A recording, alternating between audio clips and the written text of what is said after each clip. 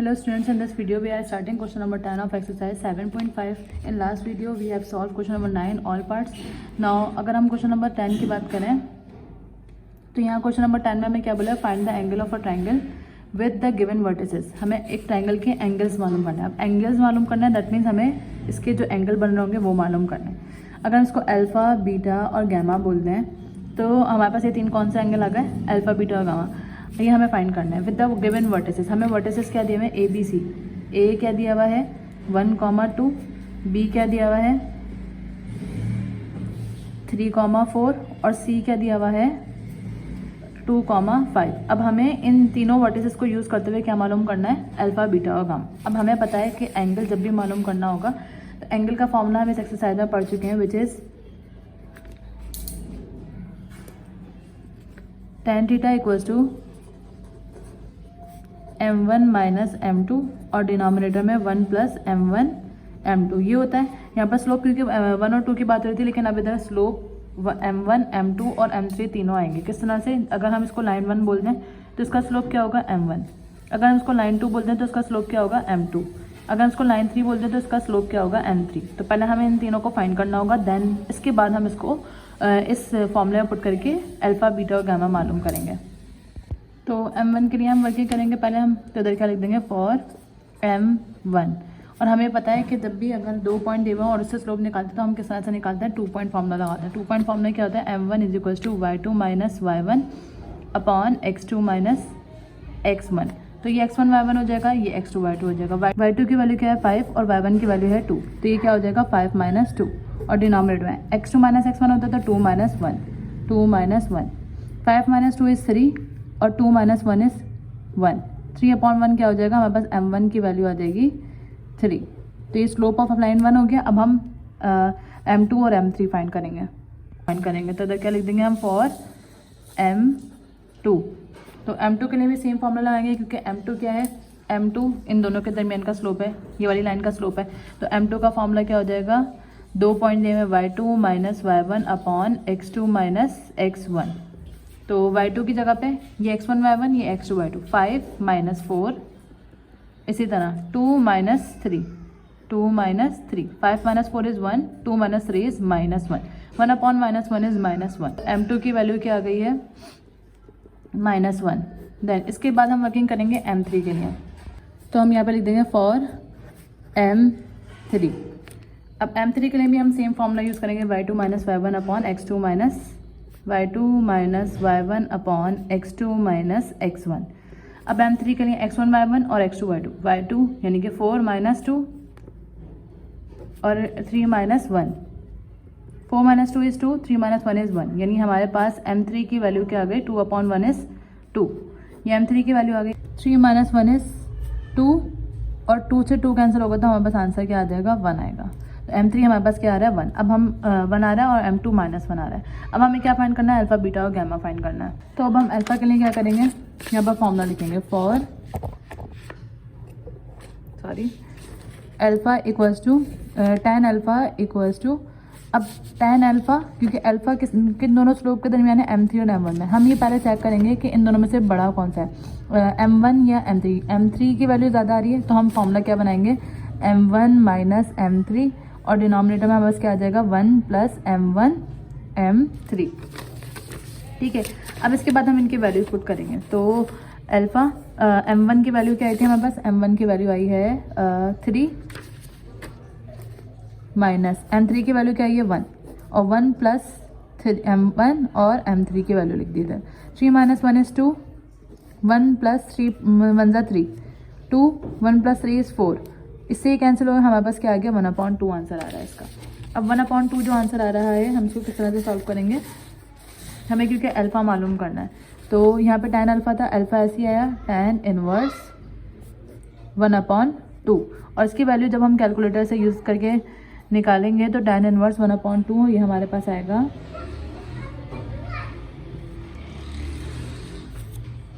26.56 degrees. अब हमें क्या करना है, बीटा मालूम करना है. तो हम इधर क्या लिख देंगे, फॉर बीटा. अब इसके लिए भी हम वही देखेंगे कि बीटा पहले किन दो स्लोप्स के दरमियान है. बीटा M2 और M3 के दरमियान है, और M2 और M3 में से बड़ी वैल्यू कौन सी है? +1 है। तो हम इधर क्या करेंगे, +1 को पहले लिखेंगे और इसको हम बाद में लिखेंगे। तो हम इधर क्या लिख देंगे, tan beta equals to M3 minus M2 और 1 प्लस M2 M3। तो M3 की वैल्यू हमारे पास क्या है, M3 की वैल्यू है 1 माइनस M2 की वैल्यू क्या है, -1, और डिनोमिनेटर में 1 प्लस M2 की वैल्यू क्या है, -1, और M3 की वैल्यू क्या है, सिंपल 1। तो 1 माइनस माइनस प्लस 1, और 1 माइनस 1 जब इससे मल्टीप्लाई होगा तो -1, 1 + 2 आ गया, और 1 - 1 क्या हो जाएगा, 0। 2 डिवाइडेड बाई 0, अगर हमारे पास डिनोमिनेटर में 0 आ जाता है तो दैट मीन्स वो किसके बराबर होता है, इन्फिनिटी के बराबर होता है। अब हमें ये बात याद रखनी है कि tan इनवर्स इन्फिनिटी जब भी आएगा इन्फिनिटी, तो tan इनवर्स इन्फिनिटी किसके बराबर होता है, 90 डिग्री के बराबर होता है। तो बीटा की वैल्यू हमारे पास क्या आ गई, 90।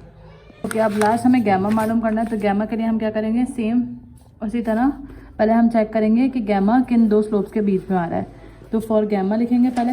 अब अगर हम गैमा को देखें तो गैमा M1 और M2 के बीच में आ रहा है। तो M1 और M2 में से ग्रेटर कौन सा है, M1 और M2 में से ग्रेटर कौन सा है, 3 है। तो हम इसको यूज़ करेंगे पहले।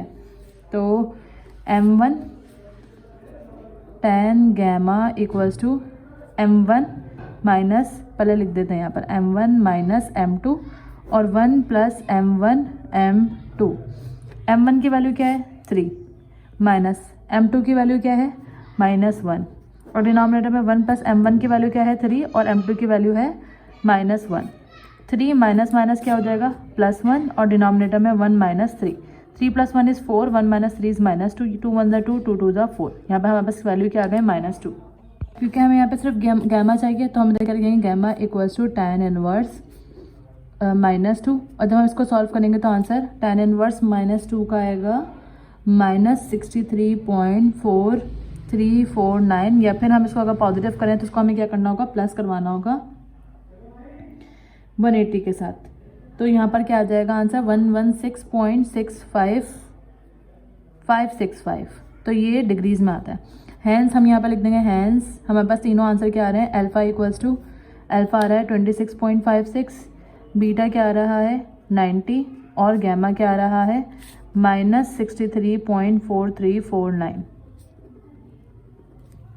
Now the question number 11 is what are the angle of triangle with the given vertices A, B और C। हमें वर्टिसेस दिए हुए हैं A, B, C, ट्राइंगल के वर्टिसेस हैं, तो हमने क्या रिप्रेजेंट कर दिया, A, B और C, और हमें तीनों एंगल मालूम करना है लास्ट क्वेश्चन की तरह, जिस तरह क्वेश्चन नंबर 10 में बिल्कुल सेम वर्किंग उसी तरह होगी। तो हमने इसको क्या बोल दिया, अल्फा बीटा और गामा।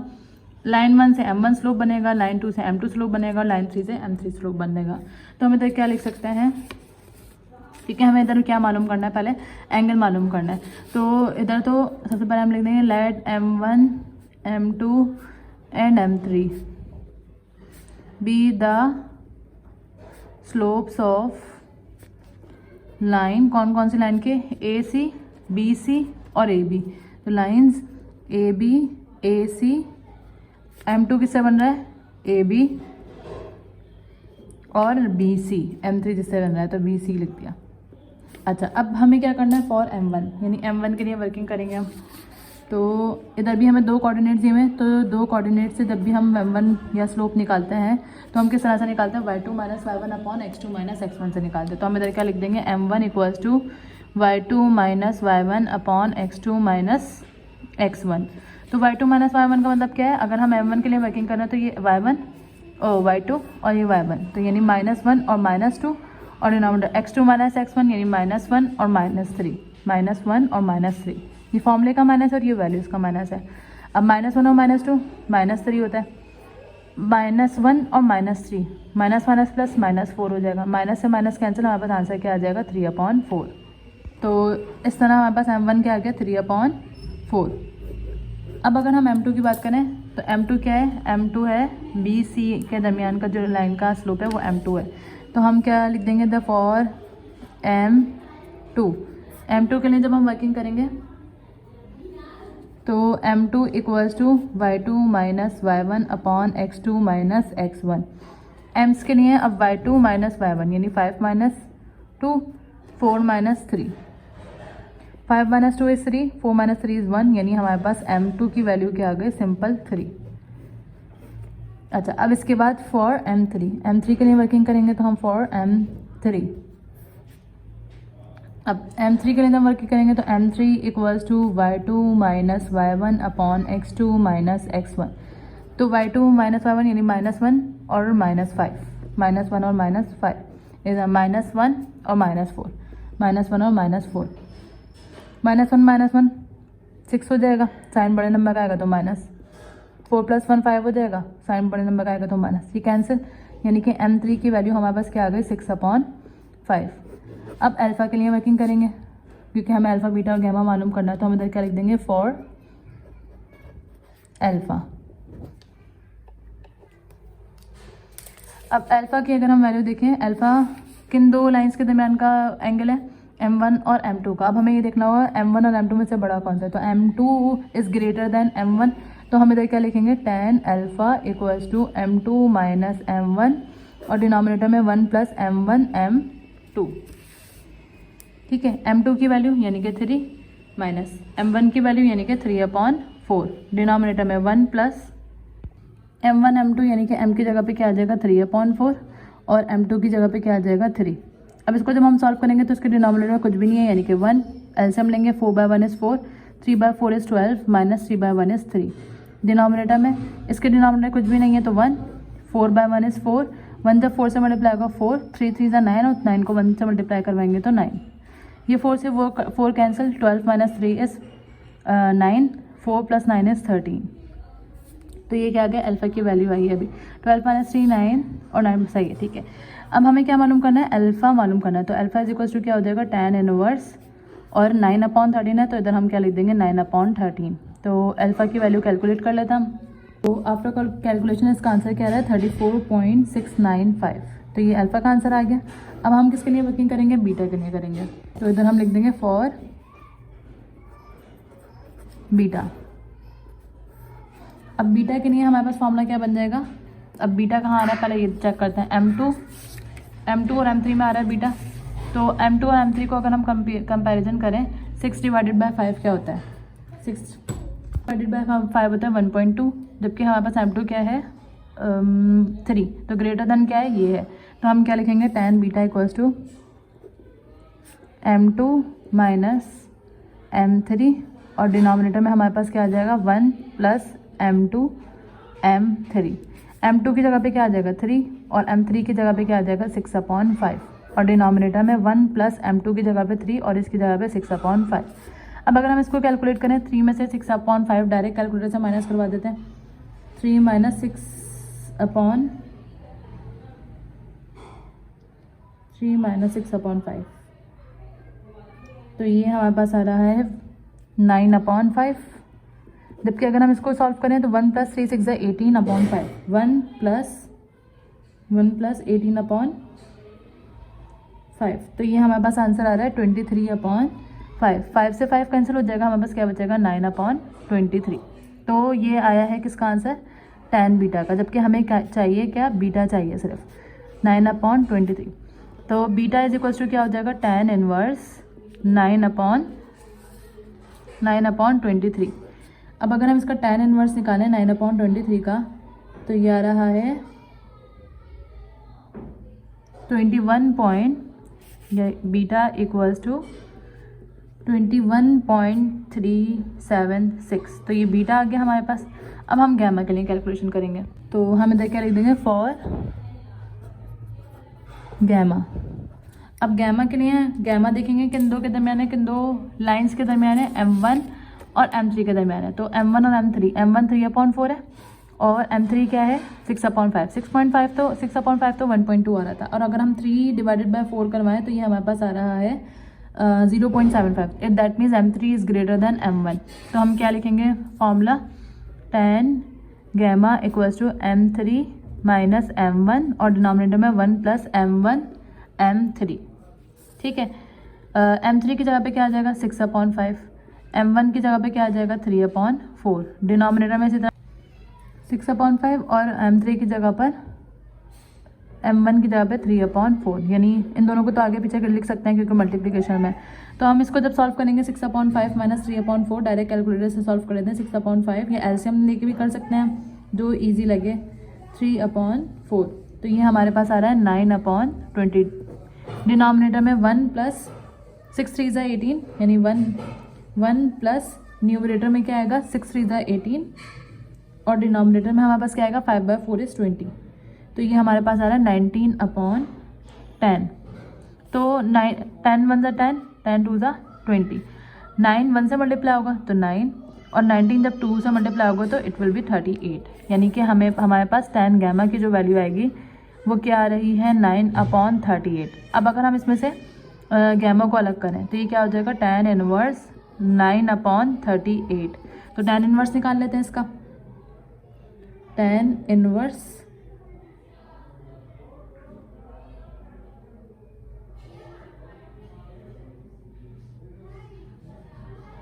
9/38, 9 डिनोमिनेटर में क्या है 38, तो ये हमारे पास आ रहा है 13.3241, यानी गैमा की वैल्यू हमारे पास क्या आ गई 13.324, ये के वैल्यू आ गई।